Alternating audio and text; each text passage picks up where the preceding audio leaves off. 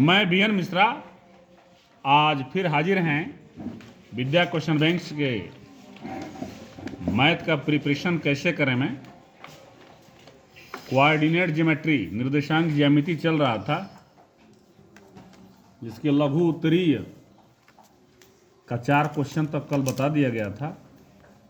आज 5वां क्वेश्चन बताना है, तो ज़्यादा समय न लेते हुए आप ध्यान दें। ए और बी क्रमशः -2 -2 2 -4 हों तो बिंदु P के निर्देशांक ज्ञात करिए। दिया है 4AP बराबर 3PB। ठीक है, तो AP बराबर 3/4 PB, दोनों तरफ PB से भाग दे दीजिए।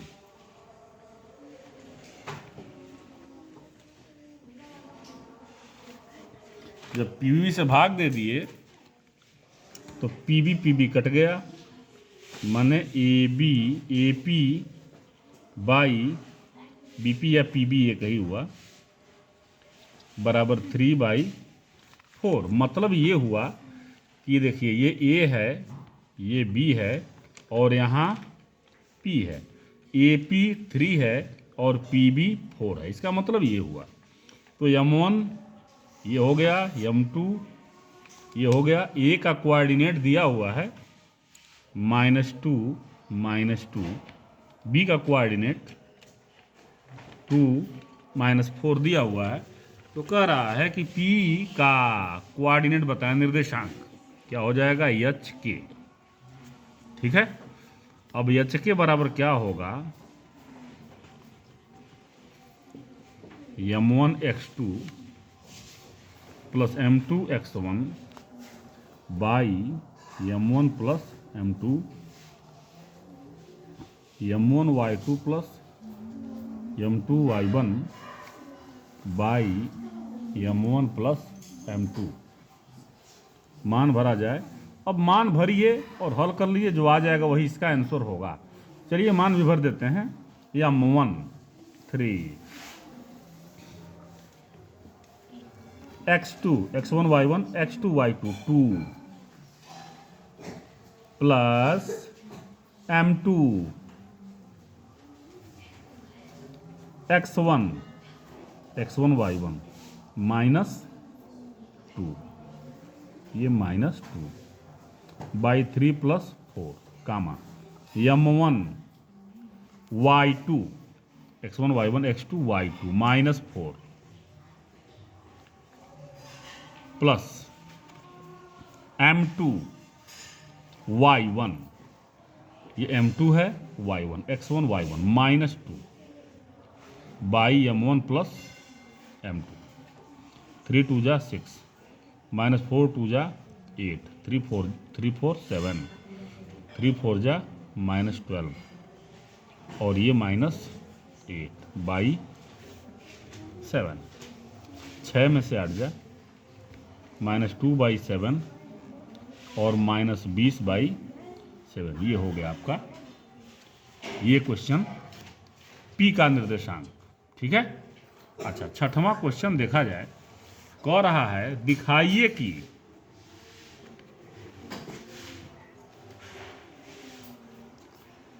बिंदु 1 7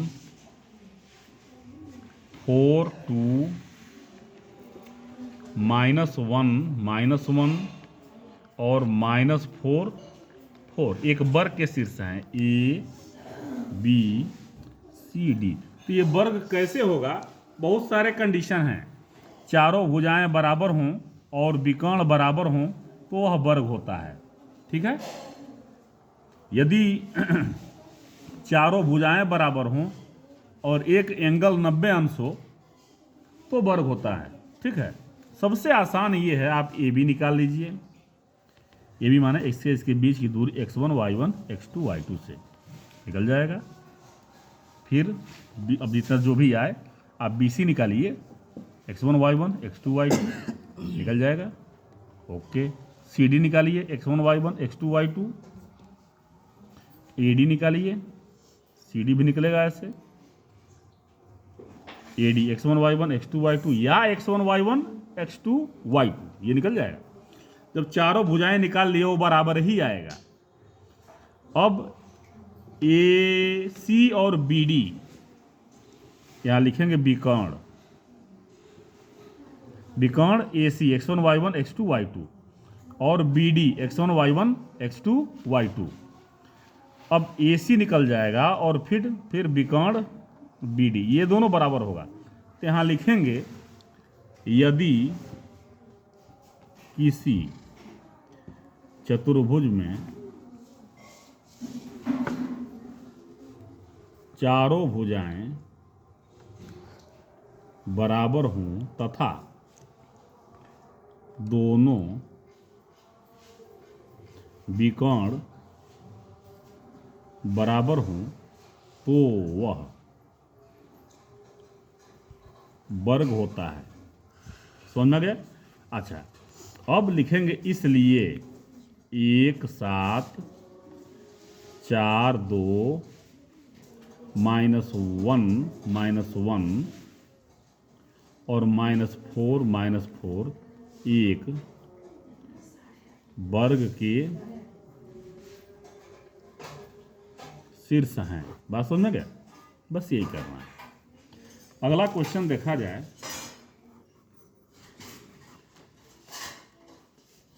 सातवां क्वेश्चन है, किसी चित्र में दिया हुआ है, चित्र देखिए, कह रहा है A31, देखिए इसका निर्देशांक दिया है 3 1, B का निर्देशांक दिया है 6 4 6 4 और C का निर्देशांक दिया है 8 6 8 6। कह रहा है क्या आप कल्पना कर सकते हैं कि ये तीनों एक सीध में हैं? कैसे एक सीध में होंगे? जब ये और ये, माने AB निकालिए और BC निकालिए, माने AB मतलब A और B के बीच की दूरी x1y1 x2y2 से, फिर BC निकालिए x1y1 x2y2 से, और फिर AC निकालिए x1y1 x2y2 से। जब तीनों निकल गया तो AB, देखिए AB और BC को जोड़िए तो पूरा AC आएगा। यदि आ जाता है तो सीध में है। और दूसरा तरीका यह है, इन तीनों बिंदुओं से ये एक सीध में तभी माने जाते हैं कि तीनों बिंदुओं से बने त्रिभुज का क्षेत्रफल 0 हो जाए। देखिए ये जैसे तब ये पॉइंट है, ये यहाँ ये आता जाएगा, यहाँ आता जाएगा, तो ये पॉइंट यहाँ आ जाएगा तो त्रिभुज बनेगा ही नहीं। इसका मतलब कि एक लाइन में है, तो त्रिभुज का क्षेत्रफल 0 होना चाहिए तब एक सीध में है। त्रिभुज का क्षेत्रफल का फार्मूला होता है, देखिए मैं बताया हूँ अभी, x1 y1 x2 y2 x3 y3। दो तरीका, एक तो ये AB निकाल लीजिए, BC निकाल लीजिए और AC निकालिए, AB और BC को जोड़िए, AC आ जाना चाहिए, तो तीनों एक सीध में है। ओके, और नहीं तो तीनों त्रिभुज का क्षेत्रफल निकाल लेंगे,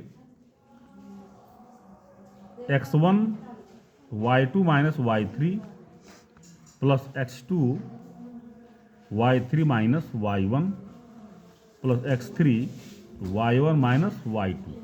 ये निकालिए इस x1 y1 x2 y2 और x3 y3 से, ये 0 आ जाएगा। तब तीनों बिंदु क्या हैं? एक रेखा में है। इसका मतलब ये एक त्रिभुज बन नहीं रहा है, इसका मतलब ये सीध में है, 0 है त्रिभुज का क्षेत्रफल। बात समझ में है? तो जो रूल अच्छा लगे वो आप लगाएं। अगला क्वेश्चन देखा जाए, क्वेश्चन नंबर 8 है, थोड़ा समझने की बात है।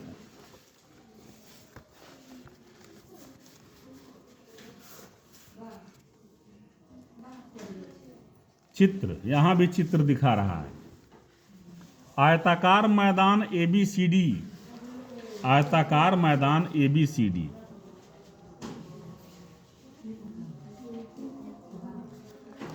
ABCD ABCD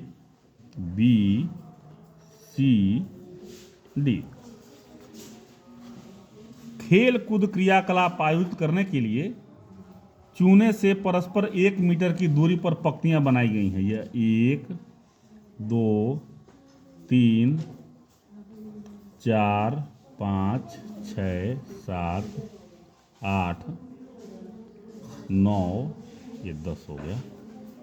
यहाँ से इसको मिला दीजिए, ये भी मिला दीजिए, ये भी मिला दीजिए, ये भी मिला दीजिए, ये भी मिला दीजिए, ये भी मिला दीजिए, ये भी मिला दीजिए। 1 2 3 4 5 6 7 8 9 10 हो गया। अच्छा, अब इसके बाद क्या कर रहा है, एडी के अनुदिश, माने एडी के अनुदिश दिशा में 100 गमले रखे हुए हैं। 1 2 3 4 करते करते ये जहाँ पर भी पहुँचे 100 गमले रखे हुए हैं। रखा गया, ये गमला है, सब गमला है। अब देखिए 100 गमले हैं का जैसा कि आकृति में दर्शाया गया। आकृति में, अब आकृति को देख लीजिए, यही आकृति है, मैं बताया हूं। तो क्या कह रहा है आगे देखिए, निहारिका दूसरी पंक्ति में 1/4 भाग के बराबर दूरी, यानी कि ध्यान दीजिए एडी बराबर है 100 मीटर। ओके, तो निहारिका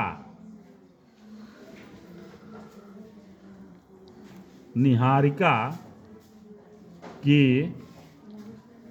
1/4 भाग के बराबर दूरी दौड़ती है। निहारिका 1/4 दूसरी पंक्ति में यहां पर है और इधर दौड़ना शुरू करती है।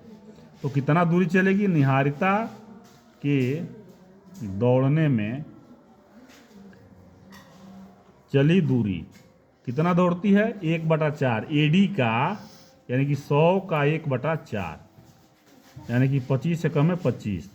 अब निहारिका ये झंडा लेके दौड़ती है, तो निहारिका के झंडे की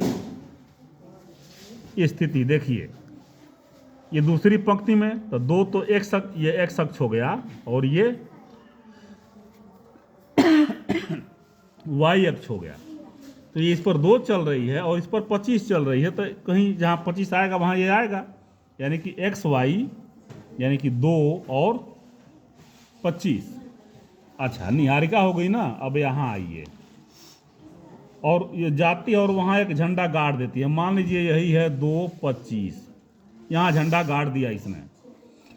अब ये हरा झंडा गाड़ रही है। कौन झंडा गाड़ रही है, हरा झंडा। अब प्रीत 8वीं पंक्ति, अब प्रीत यहां से दौड़ेगी लेके झंडा, तो प्रीत के झंडे लेकर दौड़ने में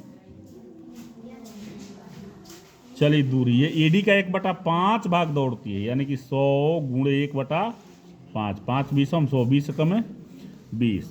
अब प्रीत के वहां भी झंडा गाड़ दे रही है। झंडे की स्थिति बराबर, देखिए 8 तो एक्स अक्ष पे चली और वाई अक्ष पे 20 जा रही है। वो मान लीजिए यहाँ पहुंच गई, ये हो गया आपका 8 20, ये 8 20, ये हो गया ना। अच्छा, अब क्या कर रहा है, दोनों झंडों के बीच की दूरी क्या है, इन दोनों झंडों के बीच की दूरी क्या है, लिखेंगे दोनों झंडों के बीच की दूरी बराबर x1 y1 x2 y2, निकल जाएगा x1 माइनस x2 का whole square plus y1 plus y2 का होल स्क्वायर, निकल जाएगा। ओके, अब कह रहा है, अब रश्मि भी नीला झंडा लेके खड़ी है। रश्मि नीला झंडा इन दोनों झंडों को मिलाने वाली रेखा के ठीक आधी दूरी पर, यानी कि इन दोनों रेखा के बीच में गाड़ेगी कहीं, तो उसकी स्थिति क्या होगी। अब लिखिए, रश्मि मध्यबिंदु होगा ना, रश्मि के झंडे की स्थिति बराबर x1 y1 x2 y2, x1 plus x2 y2, 8 plus 2/2 और 25 प्लस 20/2, बात समझ में आ रही है। तो 8×2 = 10/2 और ये 45/2, 5 और ये 22.5, यानी कि 5 और 22.5। ठीक इसके बीच में यही कहीं गाड़ेगी, उसका कोऑर्डिनेट ये है। बात समझ में आ गया? तो ये आपका लघु उत्तरीय समाप्त हो गया। आप इसको मन लगा के पढ़ें, कई बार पढ़ें, और बाकी आगे बताया जाएगा। तब तक के लिए धन्यवाद।